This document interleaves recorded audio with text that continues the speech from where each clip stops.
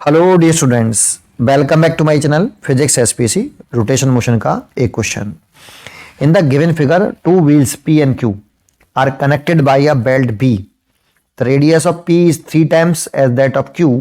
In case of same rotational kinetic energy, the ratio of rotational inertias I1 I2 will be x/1. The value of x will be.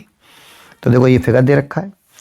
अगर हम इसमें समझें तो इसमें सबसे important line है ये सेम रोटेशनल काइनेटिक एनर्जी, बस इसी का यूज कर लें कि P व्हील की रोटेशनल काइनेटिक एनर्जी और Q व्हील की रोटेशनल काइनेटिक एनर्जी सेम है।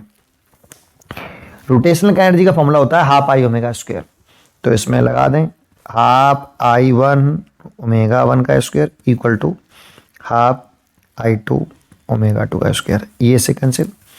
अब इसका मोमेंट ऑफ इनर्शिया हम पहली व्हील मानने हैं तो इसका I1 मानने एक सेंटर ऑफ मास के अबाउट, और इसका I2 मानने हैं। ठीक है, अच्छा एक बात तो ये हो गई।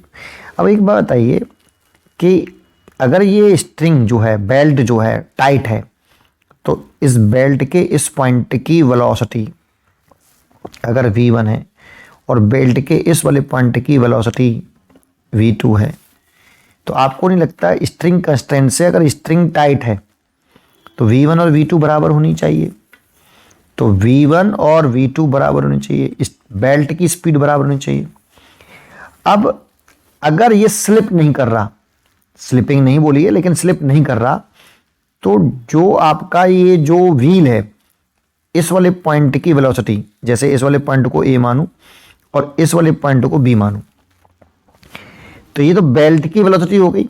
और अगर स्लिपिंग नहीं हो रही तो व्हील के बी पॉइंट की वेलोसिटी, तो देखो व्हील क्या कर रहा है, रोटेशनल मोशन कर रहा है, घूम रहा है, चल तो है नहीं रहा।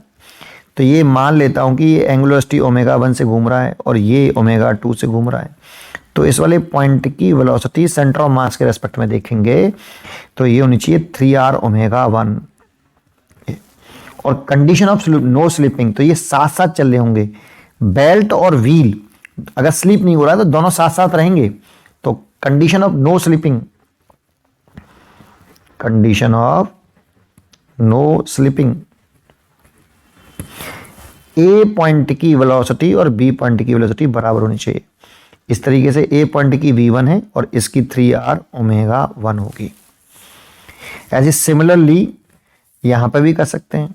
तो यहां की इस वाले पॉइंट की वेलोसिटी इस जगह पर होनी चाहिए कितनी, रेडियस r है तो r ओमेगा 2। तो ऐसे ही दूसरे वाले पॉइंट पर देखें तो V2 जो होना चाहिए वो r ओमेगा 2 होना चाहिए।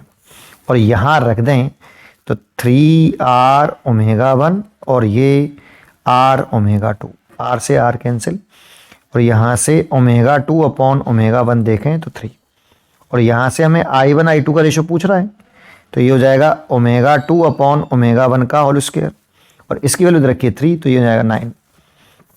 इसीलिए इसका आंसर आना चाहिए 9। उम्मीद करता हूँ कि आपको ये क्वेश्चन जरूर समझ में आया होगा। पढ़ते रहिए और खुश रहिए।